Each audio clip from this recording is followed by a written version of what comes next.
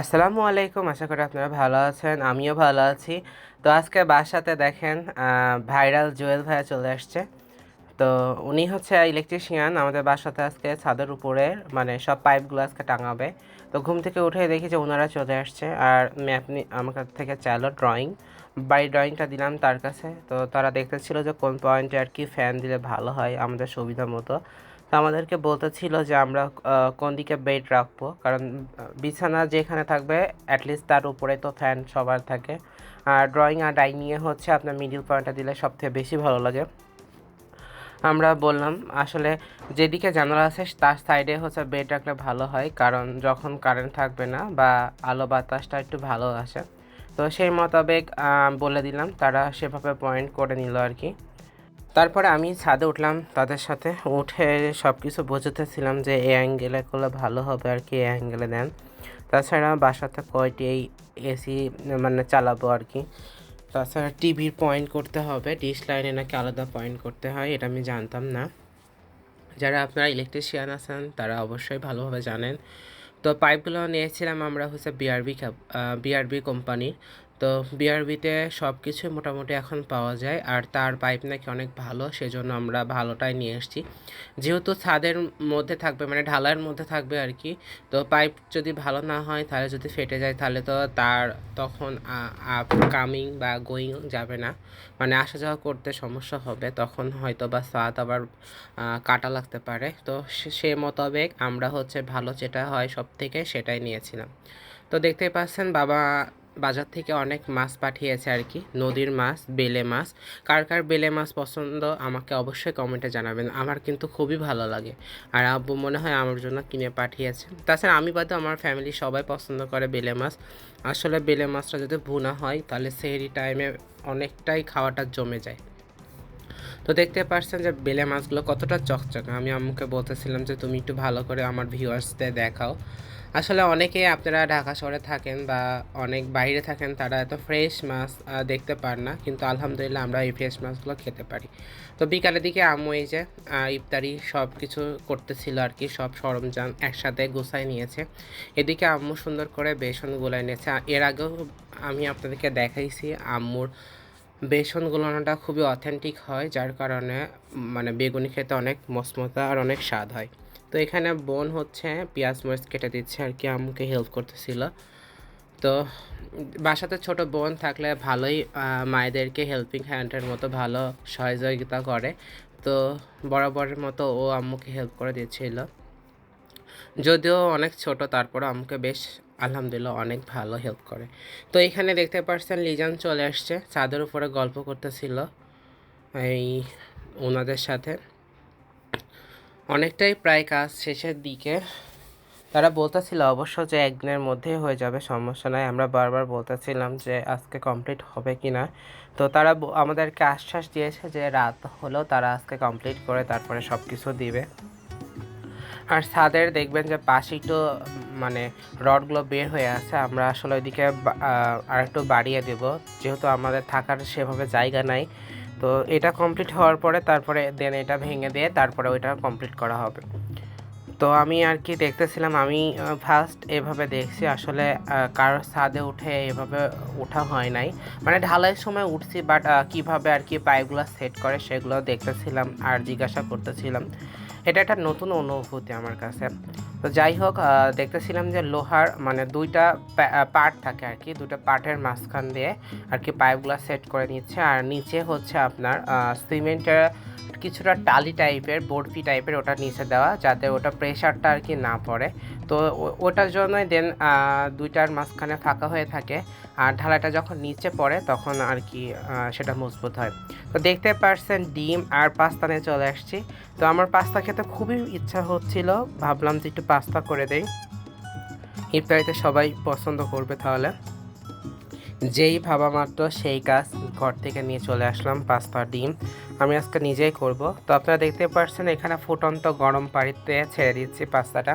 আপনারা ট্রাই করবেন যে যখন পানিটা খুবই গরম হয়ে যাবে বা খুবই হিট হয়ে যাবে, যখন টকবগিয়ে ফুটবে তখন পাস্তাটা দেওয়ার চেষ্টা করবেন। তাহলে দেখবেন যে পাস্তাটা আর কি ঝরঝরে হবে, একটার সাথে একটা লাগবে না। কারণ ঠান্ডা পানিতে যখনই আপনি পাস্তা ডুবাবেন তখনই আর কি সেটা আর কি চারিদিকে আটাটা মানে শ্যাওলার মতো হয়ে মানে পিচ্ছিল হয়ে যাবে, যার জন্য একটার সাথে একটা লেগে যাবে। তো আপনারা যদি এই টিপসটা ফলো করেন তাহলে অবশ্যই কিন্তু ঝরঝরে পাস্তা রান্না করতে পারবেন। তো আমি পানির মধ্যে কিন্তু লবণ দিয়ে নিয়েছিলাম, যেহেতু পাস্তাতে কিন্তু লবণের পরিমাণটা খুবই কম, তাই লবণের পরিমাণটা কিন্তু একটু বেশি দেওয়া লাগবে। তো এই যে এখন ডিমটা ভেঙে নিয়েছিলাম, ফার্স্টে হচ্ছে পেঁয়াজ কুচি আর মরিচ কুচি দিয়ে ফার্স্টে একটু ভেজে নিয়েছিলাম, তারপরে ডিম দিয়ে একটু সুন্দর করে ভেজে নিচ্ছি।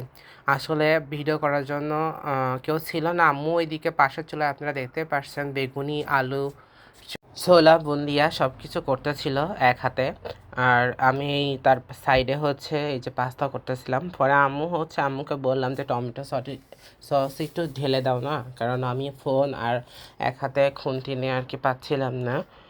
তো এখানে আম্মু সসটা দিয়ে নিল। তো আপনাদের আমি একটা টিপস শিখা দিচ্ছি।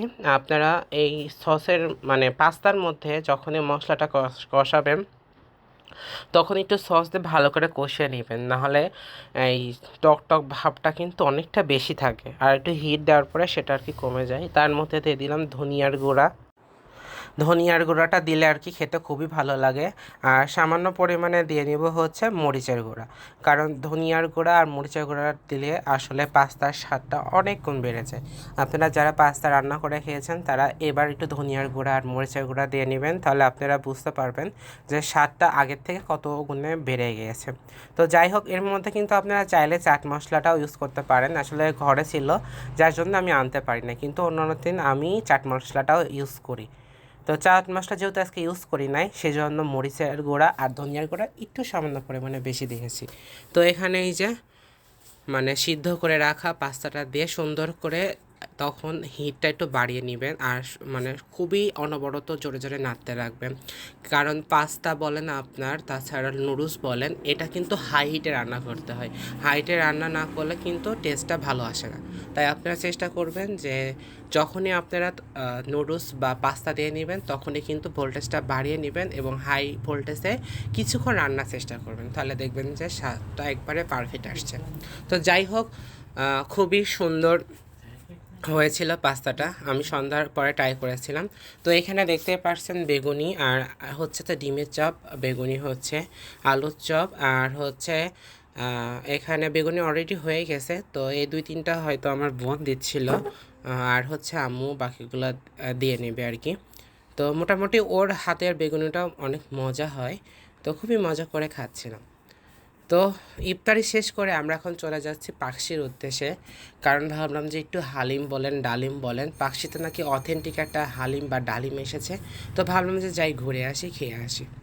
যাওয়ার পথে আনবিকের এই রাস্তাটা আপনারা অনেকেই দেখছেন, কিন্তু দেখেন হোন্ডার আলো পড়ে কতটা সুন্দর লাগছে। রূপপুর মোড়টা একবারে মানে কি বলবো, এই টাইমটা খুবই জ্যাম হয়ে থাকে, আর রূপপুর মোড়ের আলোটা দেখতে আমার কাছে খুবই ভালো লাগতেছিল। তাছাড়া বাইকের আলো যখন সামনে পড়তেছিল তখন দেখতে আরও বেশি দৃষ্টিনন্দন লাগতেছিল, মনে হচ্ছে যে আরব দেশে একবার মরুভূমির মাঝখানে আমরা উটের মতো সামনের দিকে এগিয়ে যাচ্ছি। তো যাই হোক, আপনারা দেখতে পাচ্ছেন লাল আলোতে সামনের দিকে এগিয়ে যাচ্ছে আমাদের গন্তব্যস্থলে। তো দেখতে দেখতে আমরা পাকশিতে চলে আসলাম, একবার ইপিজেটের সামনে আর কি এই দোকানটা, স্টলটা। তা আমি আপনাদেরকে ঘুরে ঘুরে দেখাতেছিলাম, যারা আমার ভিউয়ার্সরা আছেন যারা ইপিজেটে জব করেন তারা চাইলেই কিন্তু এই আমার হালিমটা খেতে পারবেন। হালিমটা কিন্তু অনেক স্বাদ, অনেক টেস্ট হয়। আর যেহেতু উনি প্রথম এখানে দোকান দিয়েছে, তো যার জন্য তার পরিমাণটা একটু কম রাখে, এই জন্য আপনারা ট্রাই করবেন যে একটু তাড়াতাড়ি যাওয়ার জন্য। আমরা একবারে লাস্টের দিকে গিয়েছি, তো আমি বলতেছিলাম যে 3টা দেওয়ার জন্য, আমি মারুফ আর রাব্বি মামায় গিয়েছিলাম। তো এখানে হালিমটা আসলে মজা ছিল। আমরা বলতেছিলাম যে শুধু আপনি কি এখানে হালিমই বিক্রি করেন, তো উনি বলছিলেন না, এর সাথে নিহারি থাকবে, আরও লাচ্ছি থাকবে, মাঠা পাওয়া যাবে। তো আসলে যেহেতু রোজার দিনকে উনি নাকি হালিমই তৈরি করছে। তো দেখতে পাচ্ছেন যে আমরা লাস্ট ফিনিশিং টাইমে গিয়েছিলাম, তো উনি খুবই লজ্জা পাইতেছিল। আমি বললাম যে সমস্যা না ভাই, আমরা যেহেতু রিজিকে যতটুকু আছে ততটুকুই আমরা পাবো আর কি। তো তারপরেও হালিমটা আমার কাছে মজা লেগেছে, উনি খুবই ভালো মনের মানুষ। তো আপনারা চাইলে কিন্তু ওনার হালিমটা খেতে পারেন, ট্রাই করতে পারেন। আর হালিমের থিকনেসটা দেখে আপনারা বুঝতে পারছেন যে কতটা ঘন। আর মাংসের পরিমাণ যেহেতু আমরা লাস্টের দিকে গিয়েছিলাম এর জন্য অতটা ছিল না, তারপর যতটুকু ছিল এভারেজ ছিল। তো হয়তো ফার্স্টের দিকে গেলে উনি আমাদেরকে আরও ভালো সার্ভ করতে পারবেন। তো শুধু আমি ভিডিও করতেছি এই জন্য না, তাছাড়া উনি নাকি সবাইকে এভারেজ অনেক ভালোই দেয় কোয়ান্টিটিতে। আপনারা নিঃসন্দেহে গেলেই আপনারা ভালো একটা অথেন্টিক একটা হালিমের টেস্ট নিতে পারবেন। তো আপনারা দেখতে পাচ্ছেন যে ওনার হাঁড়িতে ছিলই না, উনি খুবই কষ্ট করে 3টা বানাতেছিলেন।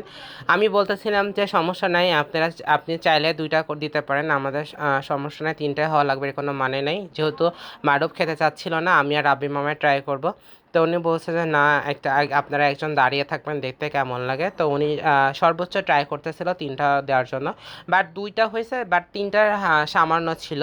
তাই আমি বলতেছিলাম সমস্যা নাই, 3টাতে এভারেজ করে দেন, মানে কোনোটাতে কম বেশি দেওয়ার দরকার নাই, মানে 3টাতে এভারেজ করে দেন তাহলে হবে ইনশাল্লাহ।